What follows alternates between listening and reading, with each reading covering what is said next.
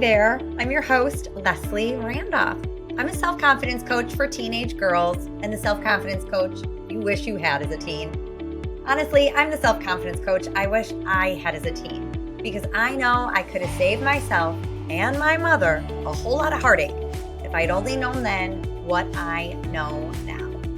I hope to save you some of that suffering by sharing the lessons I learned late in life right here on Why Didn't They Tell Us? Welcome to the show. Hey, happy people. Welcome back to Why Didn't They Tell Us? Ooh, always so good to be back in a room with you. So thank you for being here today. And a big thanks to my guest. Y'all are in for such a treat today with Kate O'Rourke. Kate is a certified life coach focused on helping overwhelmed moms ditch the shoulds. Y'all know we've talked about the shoulds over here and guilt to find presence and joy in motherhood. As a single mom of 2 boys, Kate has been able to set boundaries, let go of mom guilt, and manage her stress and overwhelm with the same tools she teaches her clients. Kate is also the host of Reclaim Your Life with Kate podcast. But she's also a school psychologist, which has her on the front lines of the emotional lives of our children. Kate, I am so excited to have you here. Welcome to the show. Thank you. I'm so happy to be here. I always love our conversations, so this will be a good one.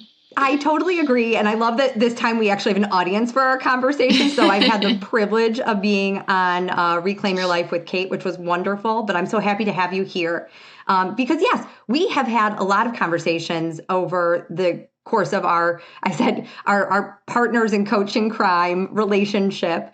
And since, I'm always talking about confidence, Kate's talking about those shoulds, the guilt. It's things that get in the way of self-confidence. And as I talk to Kate about her vantage point as a school psychologist, but also as a mom, a lot of these conversations lead back to anxiety. I find that with my clients, and Kate, I know with you too, anxiety is often that barrier towards self-confidence. And if you are the mother of a teen, or if you are a teen listening, you're probably intimately acquainted with anxiety. And as I did research for this episode, you're not alone. I found so many studies. I mean, you can go down a Google rabbit hole, if you will. One saying that from the National Institute of Health, saying nearly 1 in 3 of all adolescents ages 13 to 18 will experience an anxiety disorder. And these numbers have been steadily rising. No doubt the pandemic is part of that. And then according to the National Institute of Mental Health, teens have a higher level of anxiety than adults. I found that one shocking, but really, as I sat with it, it made such sense. And that the National Institute of Mental Health found that 19% of U.S. adults have suffered from an anxiety disorder, while nearly 32% of teens have suffered.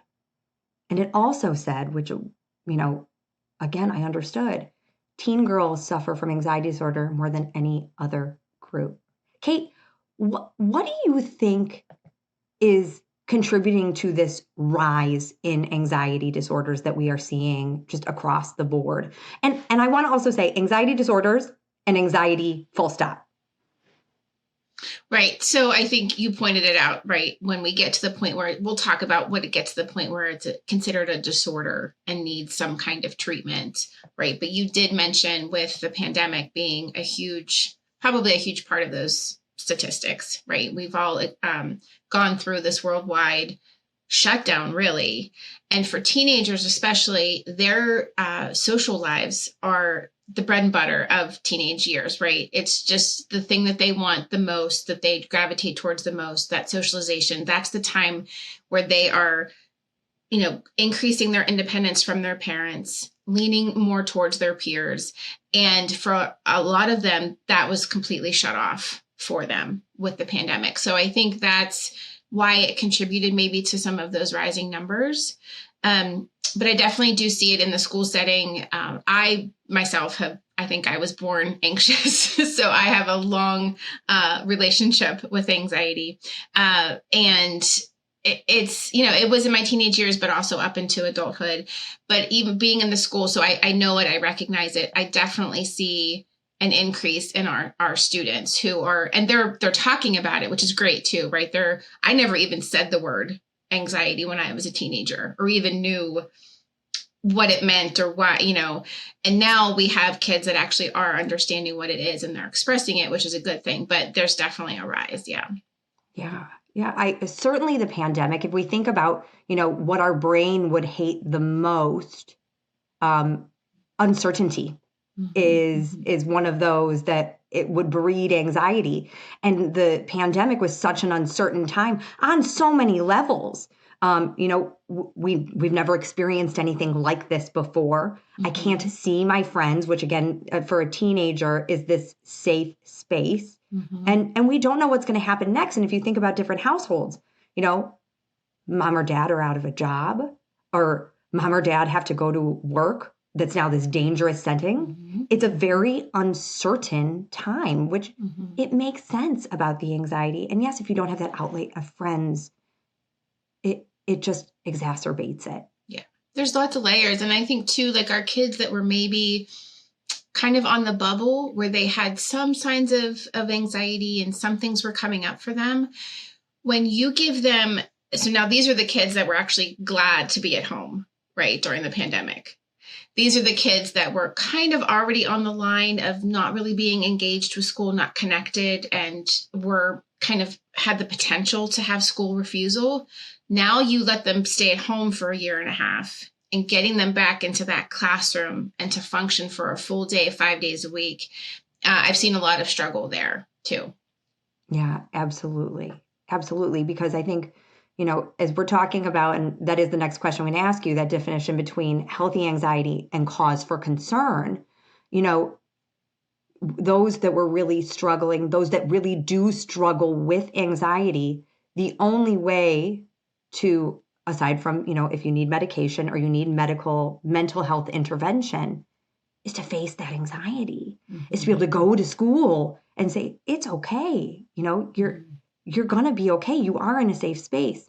But then for those who might have been anxious to go before the pandemic, and they weren't strengthening that muscle of facing their anxiety and overcoming it and managing it.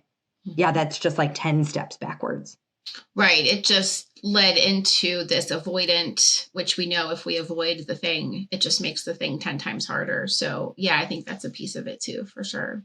Absolutely. So tell me, Kate, speak to that a little bit, because I said, there's anxiety disorders and that where there is cause for concern. And that's when you would call in a mental health expert, a psychiatrist, a psychologist, go to your school psychologist, or look for medication, versus just healthy anxiety. Talk to us a little bit about that fine line between the two. Yeah, I think we've kind of shifted in our society to think that all anxiety is bad. And if someone expresses anxiety or has a worry, we pathologize that a little bit more than maybe we need to, meaning that anxiety, we all have anxiety. It's there for a purpose, right? It's our survival, right? If we weren't anxious about the noise that we heard in the bushes, right? If we didn't worry that might be a tiger and act and run away, we're getting eaten by the tiger, right? So anxiety is a survival technique that is still necessary, right? I still want to, if I feel like I'm walking down the street and someone's walking behind me, I want to have a little bit of anxiety and take some steps to maybe keep myself safe, right? So anxiety in teens might look like being anxious for a test. It might be, really anxious the first night of school, not sleeping the night before school. That's okay. That's typical anxiety that we all experience. We all have. It's our body's way of telling us like, oh, I think this might be a threat, or we may not be safe. And, we just want to be, our senses want to be aware of that and act if we need to. So that's sort of like the healthy anxiety, right? When it becomes a concern, and I don't want to give a blanket statement or description, but the way that I kind of think about it and talk about it with parents, and even have experienced it in my own family with my own children, is when it's impacting daily life, right? So when your child's anxiety is impacting maybe if the family can go out in the community and where they can go, right? Especially, we did see a lot of health anxiety come out of the pandemic as well. Kids obviously being anxious about getting sick and then coming home and giving it to a grandparent or, so if it's starting to really impact your daily life and your ability to just function as a family and do the things that need to be done, if it's impacting school, if you're seeing some school refusal. Now, a lot of kids probably will say they don't want to go to school, right? Totally. But when you have, when you have like adamant refusal, I cannot get out of this house, I cannot get out of this car, to walk inside, right? Then that's when, we're concerned. And if it's lasting for longer periods of time, that's when it's something that you may want to reach out and get support from someone. And it can start at school. It could be privately. There are many different avenues where you can reach out and just talk to someone. But that's how I kind of think of it. It's like, it's typical in situations where if you think that you would be nervous or anxious about something, it would be typical that your teen would be anxious in that moment. But when it's really impacting them, if they're not going out with friends anymore like they used to, right? If they love basketball, but they won't try out for the team. If it's just really impacting the things that they used to enjoy and they're not able to get over those hurdles, then it might be a sign, that it's time to reach out and get some help. Okay. And that makes so much sense. Yeah. I think a typical teen would probably him and ha and moan about going to school and would typically feel that anxiety if they have that Spanish quiz today or that AP class coming up. But when it becomes debilitating and with frequency, that is when we should be reaching out to get support beyond ourselves. Right. And I want to say here too, like, you are the expert on your kid though. So if it's just in your gut that this is just maybe not developmentally typically what you would think your child would be, engaging in or how they would be reacting, you do know them the best. There's no harm in just talking to someone to see, hey, is this something I need to worry about or really keep my eye on? Yeah. And that's especially tricky for our teens. And we think about our teen girls who their bodies and brains are changing so much. And so there is that kind of discrepancy of, is this normal? And we always use normal in air quotes around here. Is this normal? Just puberty, transitions, her, going through her developmental changes that she's acting so different? Or is this a cause for concern? Yeah, for sure. And so I love what Kate said. And I think that speaks to why, you work with moms. And I think we forget this as moms. I know I do too, that there isn't, a one-way right way to be raising our kids. There isn't a one-way right way to be, the best mom. I guess I'll put best in air quotes too there but we do know best for our kids, for our teens. We know best for ourselves. Yeah. Trust your gut. And, it's never harmful to just reach out, right, and talk to either, someone at the school that you trust or your doctor and just say, hey, this is what I'm seeing. What are your thoughts about it? But you're right. It's very easy to question as a mom when your kid engages what are just typical developmental behaviors and think, oh, there's something really wrong. I need to be concerned. This is a problem I have to solve, right? We're big problem solvers.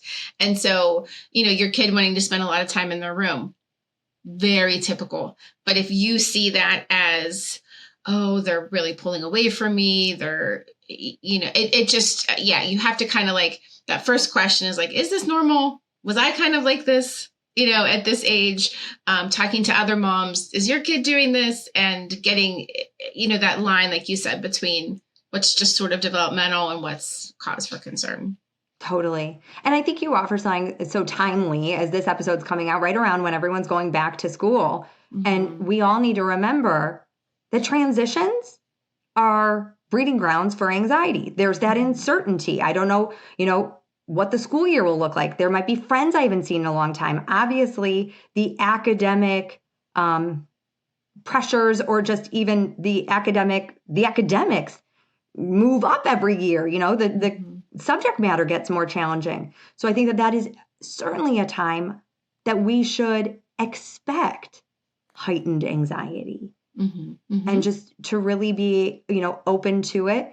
And I say this lovingly, be on the lookout, because I love what Kate offered. Anxiety, it keeps us safe. It keeps us alive, but it shouldn't stop us from our life. And I also love what you said, and it speaks to me so much. Certainly one of the reasons I became a coach, and, I wear this well as a mom. We're problem solvers, and we really want to help our kids. And when we see them struggling at any age or stage, I see this with my clients who are well out of the house or into their 20s and 30s. Mom's like, I want to help. So what can a mom do to help her teen or to help her young adult child manage anxiety? Yeah, I think one of the biggest things is to talk about it, right? It's, I think there's still a stigma around mental health, but it's getting a million times better. But I think there still is a stigma there. So I think it's important to have an open, safe space and validate them, right? So one of the biggest things as problem solvers, as moms, if my kiddo is saying, I'm so scared about this test that I have. Like, there's no way I'm going to pass it. And then I'm going to fail the class. And then I'm not going to be able to get into college. And then, and it just spirals. Again, part of that anxiety is probably a little bit typical, being nervous before a test, right?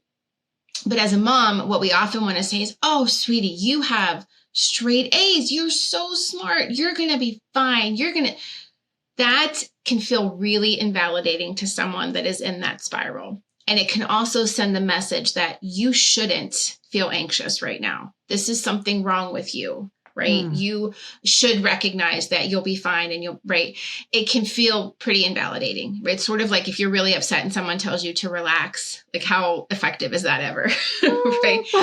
Same thing. When you are or your child is in an anxious kind of spiral and telling them to, it's no big deal. You're going to be fine. It can at times feel invalidating. So the best advice I give there is just validate it. Of course you feel that way.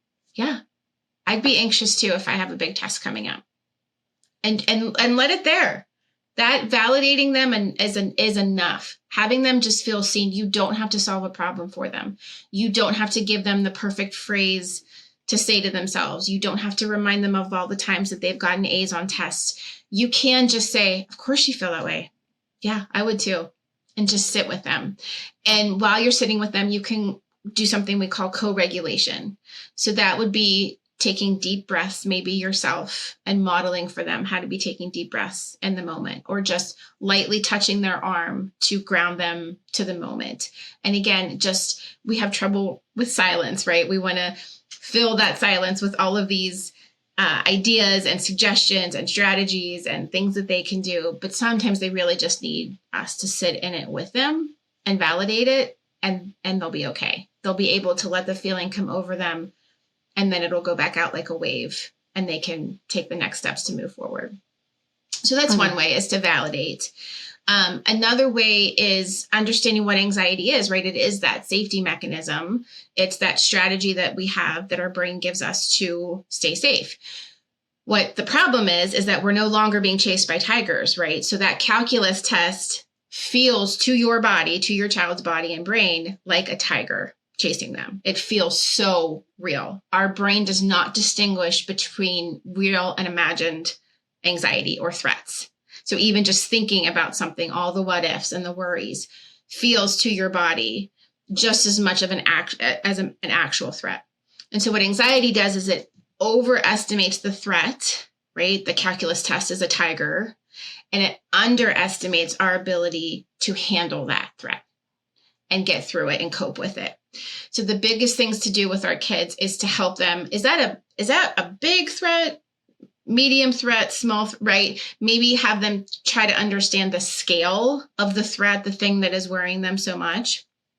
And then reminding them of their ability to cope with difficult situations, and reminding them of, hey, remember when you were trying to learn to ride your bike and you just couldn't get it and you kept going and you fell 15 times and you remember how you scraped your knee, right? And reminding them that they got back up and they did it. I call that the self-trust inventory. So if you can just remind them of all these times in their lives that they have been able to trust themselves to get through something really difficult, that helps them see like, oh, okay, I may bomb this calculus test. I might fail it, but I can handle it. I have the ability to deal with it and take the steps that I need to get through it. That is so good. First of all, I love that self-trust inventory. I do this with my daughter often. So I feel so validated. Thanks, Kate. When she's really struggling, and of course, my knee-jerk instinct, because I'm a mom and I want to be a good mom, and a good mom in my mind, so many air quotes flying over here, people, fixes it, helps her fix it. The confidence coach in me knows, no, she does. I need to validate. I need to let her sit in it. And so I'll often ask her, I was like, can I hug you? Because I know that love will feel good in that moment. And then I ask her, can I tickle your arm? And she'll say no to the hug a lot, but she'll let me tickle her arm, and to know that it's so grounding. I want to ask, just because I think this is brilliant, we validate first, and then we move into that, okay, how big is the threat? Is it, the tiger coming out of the jungle, or is it, a little bit less than that? And then we offer them all the evidence from their past of when they have been able to overcome. Yeah. Yeah. And now one thing to recognize is that they're not going to sit there and say, Mom, thank you so much for reminding me that I am capable of solving this problem. It's so amazing that you did this for me. They may push back on that. No, I didn't. I don't have I can't trust myself. I won't be able to get through this, right? They may continue to spiral, and that's understandable. Like, don't take that personally and get defensive yourself, right? Because what happens in our brain is we think, oh, I'm not doing it right. I'm not being a good mom. I'm not getting it right. And then your ego comes out. Yep. And then your mom guilt comes out. And when you're in your mom guilt, you can't be present and helping them ground to the moment. Right. So just recognize that they may not say, what a wonderful strategy you just taught me to handle my anxiety. Yeah. I'm still waiting for my trophy from my daughter. Exactly. Yeah. And I think also what's so good there is that the grounding can maybe bring them down, because I think even if we go straight to the evidence file of what they're capable of achieving, they're still going to think it's a tiger. The validating can calm them. The breathing, so good. We forget to breathe all the time, and our teens forget to breathe all the time. So to model that for them, and then to try to get them out of it without waiting for our own validation. Right. We're doing it right. It ain't coming. Yeah. And you can even, and I've done this with my oldest, is I've explained our brain, right? And so you can share with them what their brain is doing when they're anxious, right? So we have very simply two parts to our brain: the animal brain, which I call the brainimal, and the thinking part of the brain. When you're in anxiety and you feel like you're a threat, right? There's a threat coming towards you. You are in the brainimal, which does what an animal would do, right? It's going to fight, flight, freeze. And there's even a fourth called fawning, which is people pleasing. But when they are in the animal part of the brain, they cannot be in the thinking part of the brain. Some people call it the downstairs and upstairs brain, whatever works to kind of get this visual for them to understand that when they're feeling anxious and worry and they're in all the what ifs, they're down here. So your strategies and you're pointing out their self-trust inventory to them probably isn't going to click, right? Because they need that thinking brain for that prefrontal cortex. So the validating calms the system. It lets the body know, okay, this isn't actually a threat. I'm safe, right? And then the grounding and the co-regulation helps them get down or get up more to their thinking brain, calm the nervous system, and get to where they can even understand what you're trying to process with them. Yeah, so good. It's so good. And it's just so helpful. And it's so simple, right? I think we as moms, as soon as, and you said, model the calm, as soon as they feel anxious, mom is very anxious. And if we are then anxious, we're just projecting back to them of like, oh, you should be really nervous. Right. And so for us to get calm. So I guess that leads to a little bit of what would you advise a parent not to do? So not to do, right, would be to get in the pool with them, right? To swirl in that spiral with them. And to also to let them see your anxiety. I say this with so much love as an anxious mom that has an anxious child. We model that for them, right? And so the best way to help your kid is for you to go first.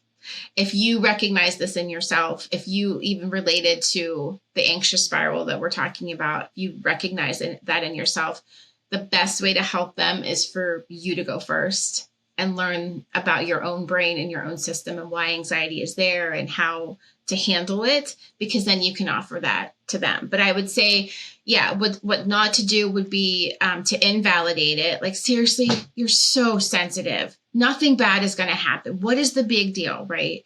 Or forcing them, if they do have some health anxiety and they're worried about germs, forcing them to just go out into public without hand sanitizer or whatever it is. It's sort of like their worry, right? Just kind of forcing it on them rather than walking side by side with them. Not understanding anxiety, right? Because if you are someone that doesn't have it, but then you see it in your child, it's very easy to just say, oh, get it together. Like, this is no big deal. Come on, there's nothing to be worried about. That kind of thing is probably, I don't want to say harmful, but it's not helpful in them understanding their anxiety. And if they feel shame around it, they're going to stop sharing those things with you, right? And that's the last thing you want from teenagers, right? Because they're already pulling back from you. Yeah, we can take the closed door of the bedroom, but we don't want a closed door to their emotions and their heart, because then we really can't swoop in and fix anything. But more importantly, jokes aside, we can't be that safe space. Right. And that's really what we want for our teens. Yeah. I want to ask you something. I was thinking about this as I thought about this conversation and really what is, fueling so much of the anxiety. I think we look at a lot of pressure, and I think about teenage girls. They certainly feel that pressure to not just perform academically, but be a good girl and be helpful around the house and, do all the things, all while looking a certain way and acting a certain way and achieving in a certain way. What role does what role can mom play in alleviating some of that for her teen? Well, I think it's just being really honest with yourself as the mom, right? What are my expectations and why do I have them? Is it society's expectation? I want to be able to say that my child got into this college and is doing 5 different extracurricular activities and is volunteering and right. Who says that they need to do all those things? Where's that coming from? And just getting super curious with yourself as to what expectations you may be modeling and putting on your child without realizing it, and not in any intentional way. We want everything for our kids, right? And so a lot of times that can get mixed up with and putting too much pressure on them to have the things that maybe we didn't have, or accomplish the things that we didn't, or accomplish the things that we did do. If we are overachievers, we may be expecting that of them when that really isn't who they are and their feet, So my answer to everything is always be curious. If you're in curiosity, you can't be in your animal part of the brain. You can't be judgmental of them. And if you're just curious, you have so much going on. How are you handling that? How does that feel? And see what they say, and just open up those conversations. Yeah. But I'm sure that's a hard, and you touch on this so beautifully and why you're such a gifted coach for moms. Some of that is really hard to let go of as a mother. And, I feel that push-pull within myself too. I think my kids, for me, academically, I've never been a real pusher. It was always, kindness and social interaction and happiness. Success really has a big range in my house, and it's not limited to academic success. But that doesn't mean that my daughter still doesn't stress over tests and quizzes. And it's like, I'm not even putting this on her, and she still has it. And she's 8. Right.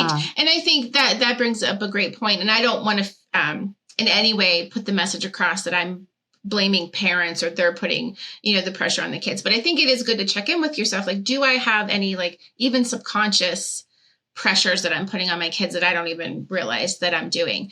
But you bring up a great point of society's expectations and pressures, right? And so this, of course, brings in social media, which can just be very detrimental in a lot of different areas, but that could be one of them, right? Seeing friends go to certain schools, if they're, upper teens and they're, looking past high school, seeing what all their friends are doing and the recognition that they're getting and the acknowledgement that they're getting. Really, yeah, it can be, maybe it makes sense. And my parents support me going to a community college or going to a technology school and not pursuing a 4-year degree right now. Maybe my family is super supportive of that, but everyone outside of me, still, that's the definition of success for them. What the name of the school that you go to, what you study, so, obviously societal expectations play a huge role too for that pressure. Absolutely. And then, you touch on something, right? We don't want to blame or shame moms, and we don't want to, blame or shame parents if they do have expectations, but to remember that it is the teens, their life, and they need to know what's right, and to make sure that your expectations align so there is an opportunity for her to meet her own expectations, to create her own expectations. And that's not to say that, then you don't hold up, your end of the bargain in the house, or, if you're going to school, you put in effort and you try. But I think it's always, curiosity and open conversations. Mm-hmm. Mm-hmm. Yeah, absolutely. And checking in with yourself. Yeah. Of what, like you mentioned, success means a lot of different things in your home other than just academics. And so I think having a family value, a list of family values, or what does it mean to be a good mom or a good student? And when we really come down to it, what do kids need? They need to feel loved and heard and accepted for who they are.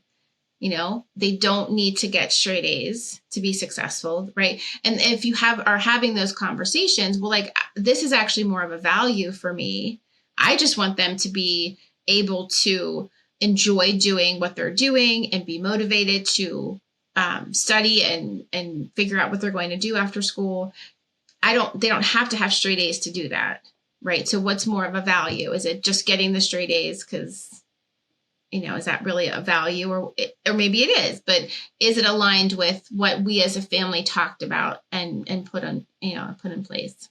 Yeah, that's such a great full circle, because if it isn't a value and it was one that was spoken about within the home, what a great reminder when your teen says, nope, the calculus test is a tiger. And it's like, but, we talked about this, that this isn't it's not an expectation of mine. Mm-hmm. Why isn't it an expectation of yours? And then, no doubt there's the catastrophizing. Well, if I don't get an A in calculus, I won't get into the school. And I wanted to, and we, look emotional forecast 10 steps ahead. And it's like, okay, one test.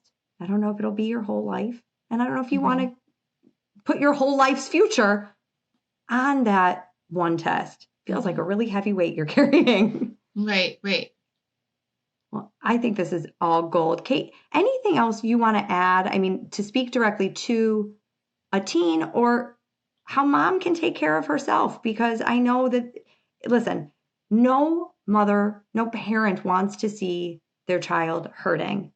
And anxiety can hurt, not physically, but as I say, like, it's a heavy burden. So any other tips, tools, words of wisdom you want to offer our listeners? I think we've talked about all of the points, but just that reminder of really validating them and getting curious and checking in with your own stuff, right?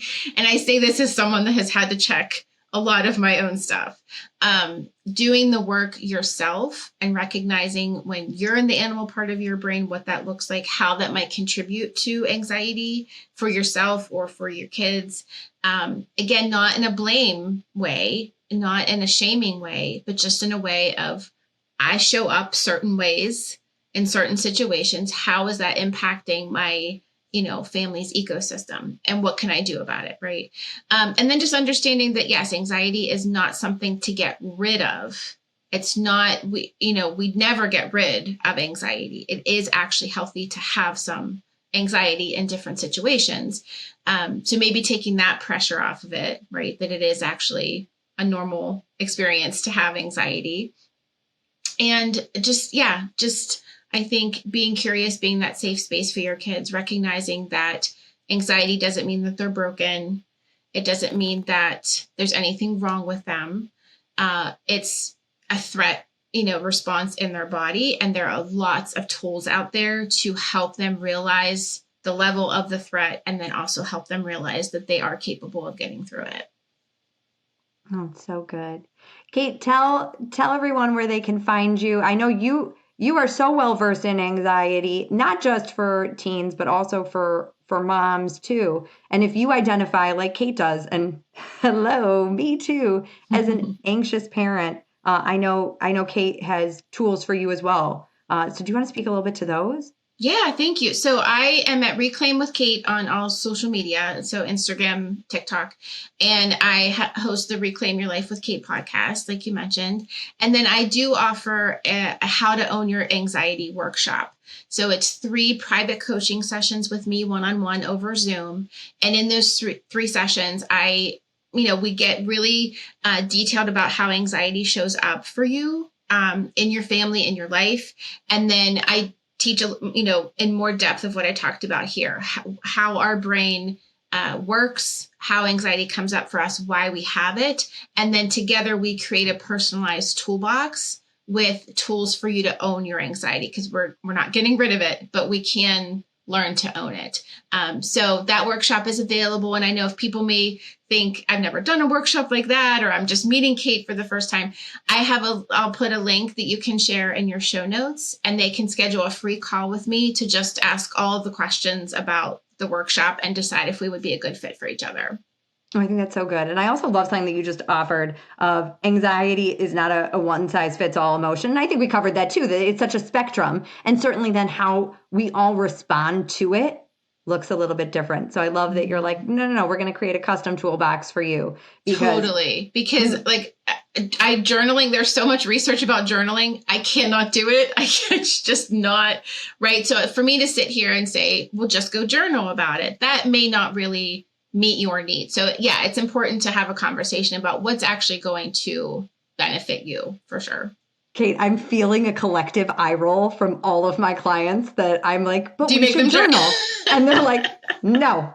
I'm like, I've tried so hard. It's just so not funny for me. It's so funny. And then here I have journals all over my house. It's very helpful for me. Yeah. No, it's so many people I know it is, for sure. But yeah, it's just that idea of finding what works for you, for sure. Right.